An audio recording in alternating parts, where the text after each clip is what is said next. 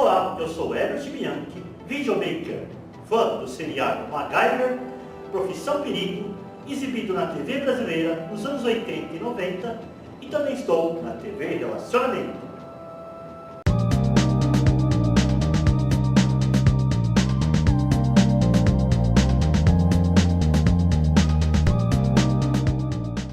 Olá, internautas! Iniciamos mais um programa Você é Top. E hoje nós temos aí um profissional da área de comunicação, né? Esbanja alegria, né? Esbanja simpatia, né? Então, Patrícia Baia, gratidão. Muito obrigada. Obrigado a você, viu? Patrícia, conta um pouquinho dos nossos internautas, onde você nasceu, né? Um pouquinho da sua trajetória profissional. E a grande dúvida dos internautas é assim: como foi para você a escolha da profissão? Se foi dolorosa, se você ficou indecisa, se você queria ir para a área de saúde ou área de exatas, tá bom? Fica à vontade.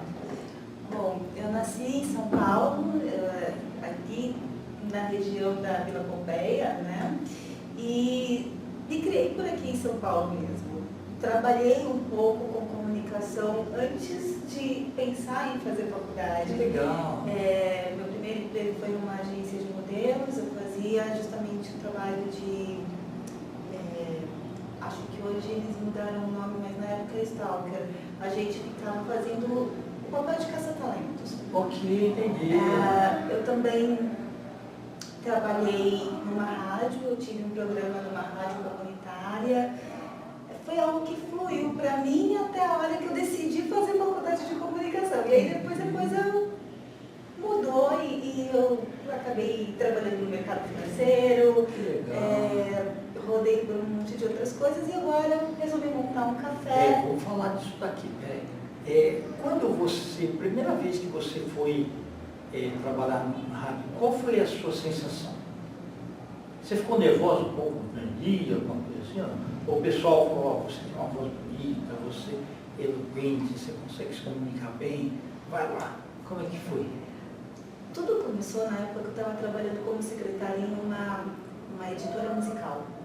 Eles resolveram, além de fazer a parte de edição de músicas, também abrir uma pequena gravadora. Nessa época, eu comecei a atender telefone feito uma louca, porque todo mundo estava querendo gravar um single, fazer uma demo e tudo mais. E do nada, em algum momento, sei lá porquê, o dono do local precisou ligar, né? E até então nunca tinha falado comigo ao telefone. Okay. Quando ele ouviu a forma como eu fiz a saudação, ele falou... Você nem sabia que era o dono, ele nem sabia você nem sabia que ele era dono quando você entendeu?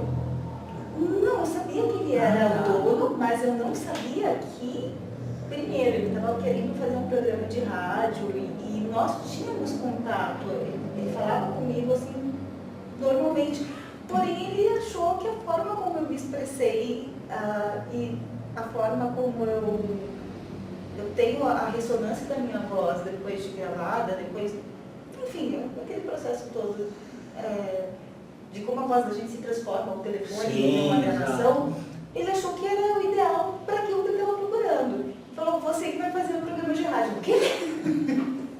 Como assim, doutora Eduardo? Não, mas no final das contas eu fui.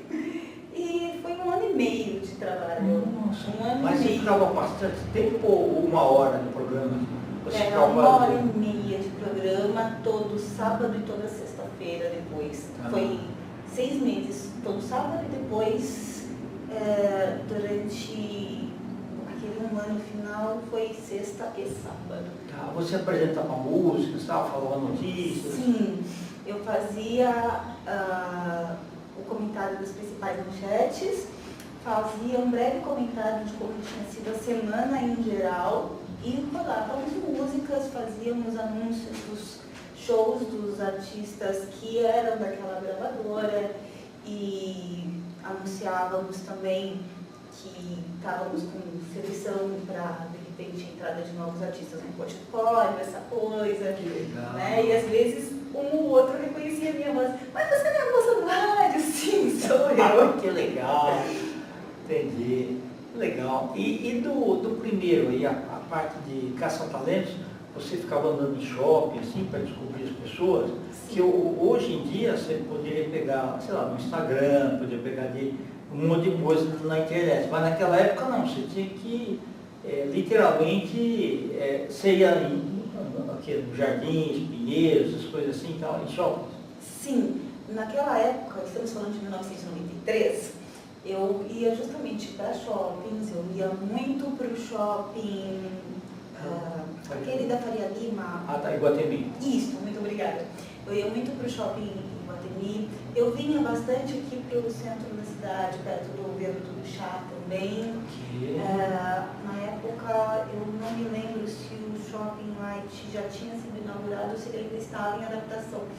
Mas eu trabalhei algum tempo com ele já inaugurado, é que eu comecei quando ele ainda não existia.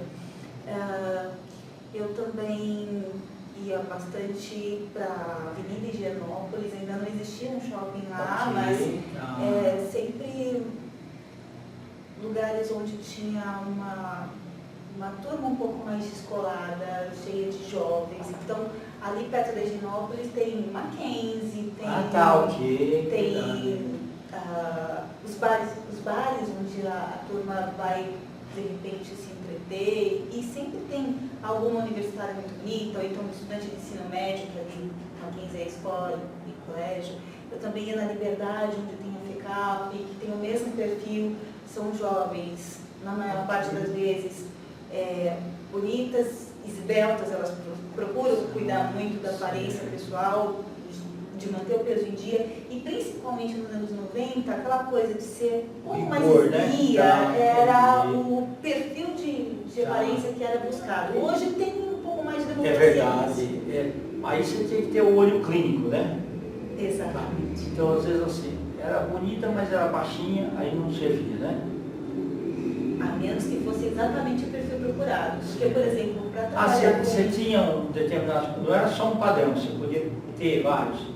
Às vezes para algum comercial, alguma coisa assim, é isso? Quando o dono da agência me falava, olha, a Capricho está procurando, uma revista de adolescente da época, a Capricho está procurando uma moça para fazer a capa e eles querem uma new face, eles querem uma cara nova. Aí eu procurava alguém que até podia ser baixinha, porque para a fotografia não precisa daquele tamanho todo. Só que, na maior parte das vezes, eu tinha que olhar para cima, porque era a passarela que era buscada na maior parte das vezes. E assim, num dia você conseguia, ou você demorava às vezes uma semana? Às vezes 2, 3 semanas para e todo dia você andava nesses locais? Todos os dias. Absolutamente todos os dias eu fazia busca, nem sempre eu encontrava o perfil que eles buscavam, às vezes eu encontrava, mas não gostamos, não. Ela tem perfil. Você levava duas ou três opções ou não? Eu levava, eu levava. Entendi, interessante. E aí você ficou com esse olhar clínico, né? Que bacana, não, mas é legal. Tem tudo a ver com a comunicação, sim, né? Sim. Legal. E aí depois do rádio, então, quando você deixou de fazer o programa, deu saudade ou não? Não, um pouquinho de saudade de vez em Que quando bom. dá. Legal. De vez em quando dá saudade.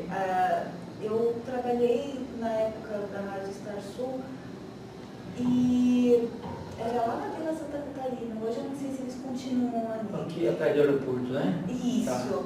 Era muito divertido, não só pelo ato de estar ali, mas pela interação com as pessoas. Você vê a reação, é quase como um teatro, porque assim, eu, Patrícia, sempre vi o cinema como uma arte maravilhosa, porém tecnicamente morta, porque você produziu o filme e depois você só reproduz aquilo ali. Exatamente. Você assiste 1000 vezes, você consegue decorar cada fala no ritmo da fala.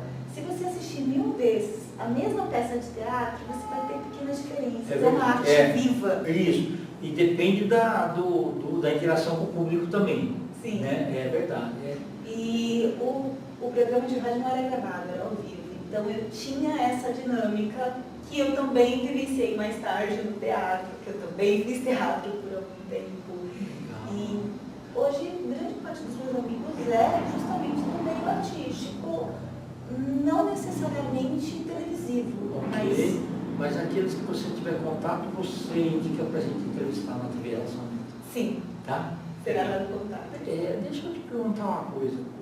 Você falou do teatro, alguma coisa assim bonita, porque aquilo é um organismo vivo, né? Aquilo, né? Que, assim, e tem horário, tem marcação, tem a hora de entrar, né? E o que vale é o conjunto. Sim. Né? Que é bonito, viu? É engraçado, porque nós ensaiamos rigidamente, nós vamos para a mesma marcação, a gente define direitinho qual é o lugar, qual é a deixa, qual é o tempo, a gente decora o texto e sempre tem alguma mudança. A peça ela realmente é viva, tem alguma coisa ali que se altera de uma apresentação para outra, de uma temporada para outra. E se errar, tem que improvisar. Né? Tem que lidar com os cacos. É verdade. Quando você entrava em cena, dava um pouquinho de frio na barriga, não? Eu tinha mais frio na barriga durante os ensaios do que na apresentação. Eu acho que eu sou do contra. Legal, tá bom. Eu acho que eu sou do contra. Mas quando soa o sinal lá, aqueles minutinhos lá dizem que são meio intermináveis. Você fica ansiosa para entrar assim em cena. É meio que um silêncio mortal da hora que soa ali para a hora que abre a cortina. Você fica... Quando você está nas coxinhas, você já sabe a quantidade de pessoas ou ainda não sabe que estão na plateia? Depende. Tem teatros que você consegue ver? Tem teatros que eu consigo espiar, Tem alguns que não dá. Tem uns teatros que a gente consegue pelo menos ter uma prévia, tem outros que não. É uma caixinha de surpresa sempre, né? Sempre. Tá, que legal.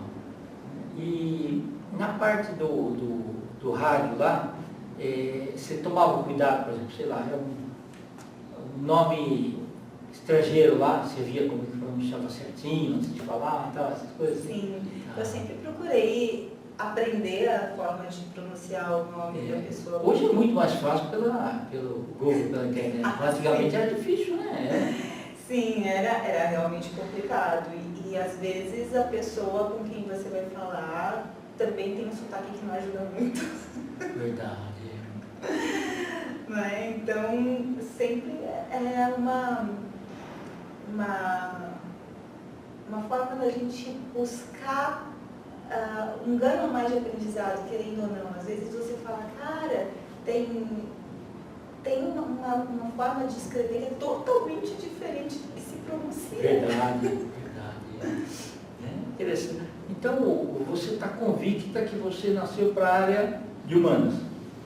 Não de engenharia, nem de médica, assim, não. Não, eu não consigo ver sangue por muito tempo.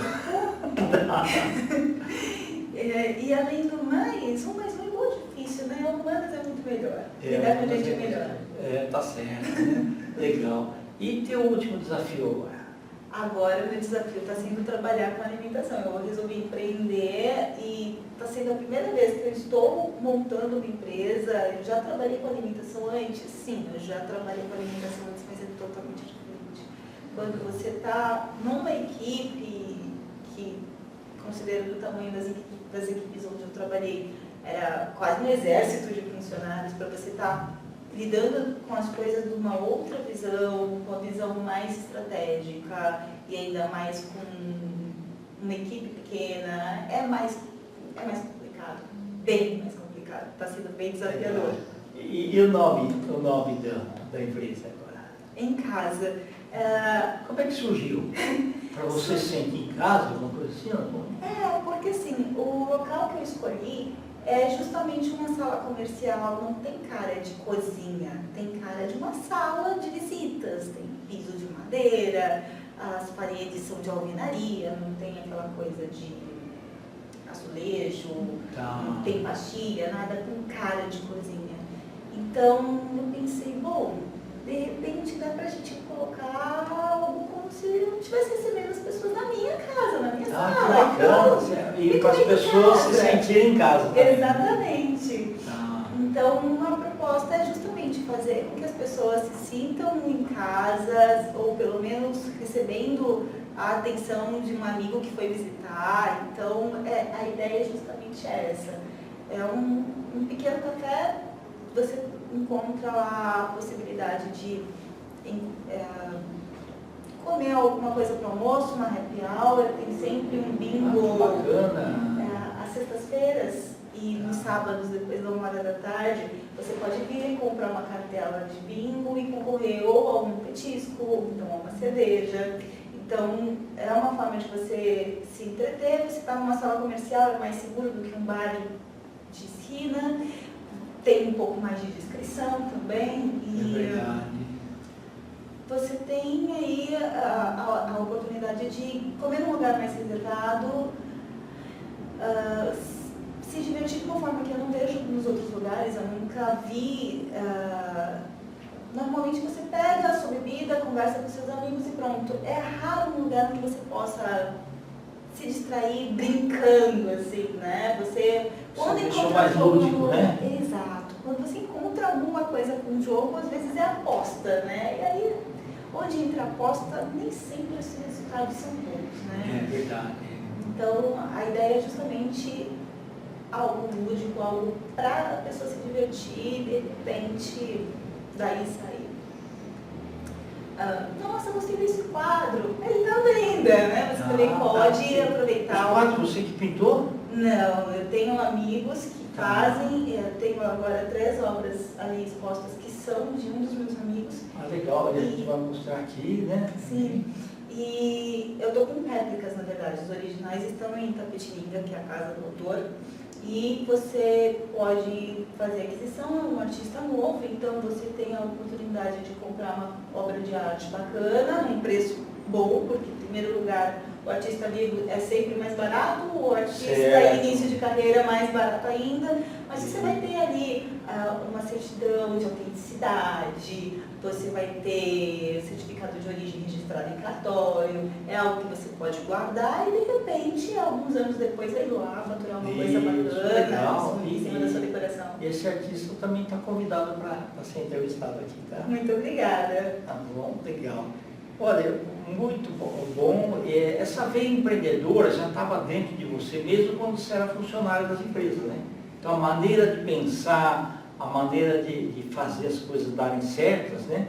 Não era assim, você não estava só lá assim, vou fazer porque pediram, não. Tinha sempre algo a mais interno, né? Eu sempre procurava fazer algo além daquilo que me foi cobrado, daquilo que me foi exigido, procurar atender o cliente da melhor forma possível, às vezes até mimava o cliente, levava bronca do patrão depois.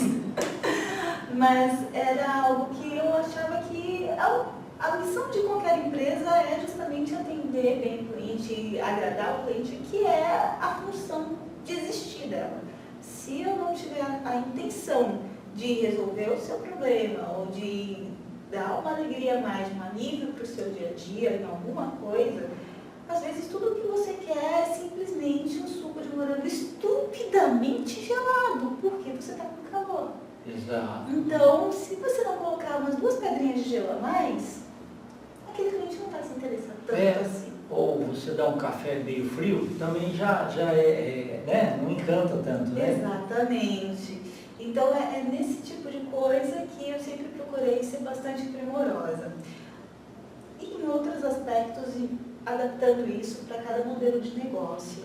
Então, eu, na verdade, posso dizer que desde bem pequena eu queria ter alguma coisa, tinha alguma coisa de empreendedora. Você me fez lembrar de quando eu era criança, eu tinha ido à praia com os meus pais.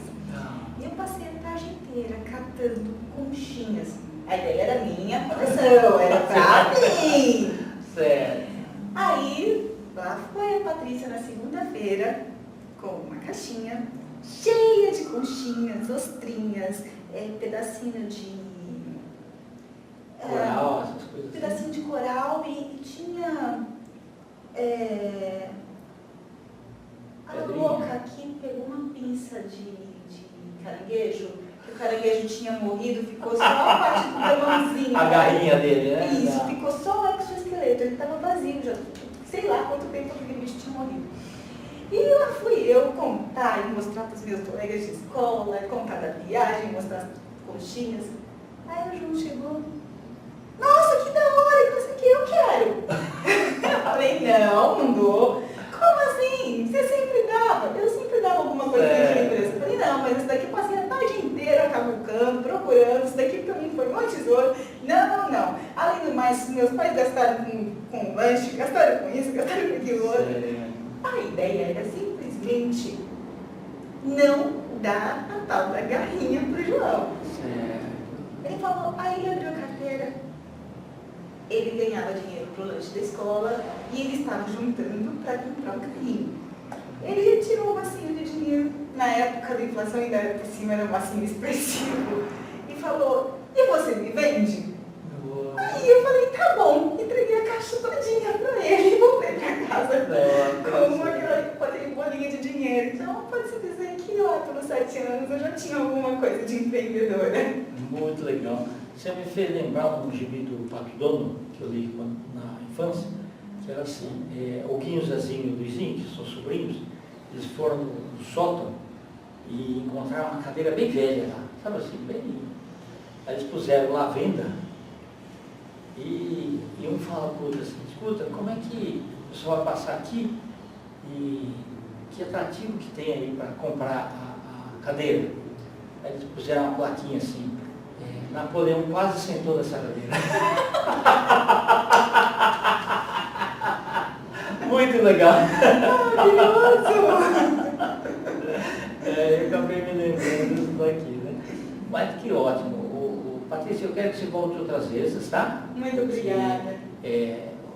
Assim, você esbanja talento, esbanja sabedoria, esbanja beleza também, tá? Muito obrigada, viu? Obrigado por Uma ótima tarde. Tá? Eu queria que você deixasse seu contato aqui, o local, o endereço que as pessoas possam vir no seu café, tá? Por favor, nós vamos escrever também. Bom, em casa fica na rua Ribeiro Badaró, número 92, sala 36. É bem perto da prefeitura, aqui de São Paulo, no final do viaduto do Chá. E você também pode encontrar a gente no Instagram, em.casa.café.mini.buffet. Até porque a ideia é também pequenas festas, aquelas festinhas de petit comitê, para que as pessoas eventualmente consigam fazer de repente um chá de bebê, ou então alguma espécie de confraternização e não ter que lidar com toda a bagunça para limpar a casa depois. É verdade. Tá bom.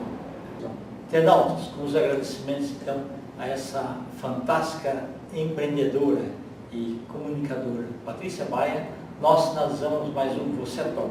Um grande abraço e até a próxima.